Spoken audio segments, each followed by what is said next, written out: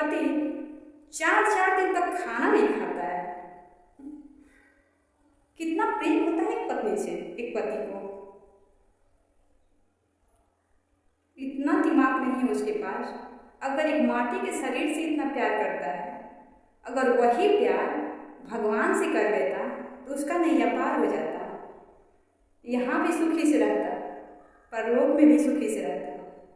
मगर बेवकूफ़ है इंसान, माटी के पुतले के पीछे पड़े हुए हैं। रिश्ते निभाना तो अलग बात है। सच्चा प्यार भगवान से ही करना चाहिए, इंसानों से नहीं। इंसानों से तो बस दिखावे के लिए प्यार रिश्ता रखना चाहिए। कौन समझाए लोगों को।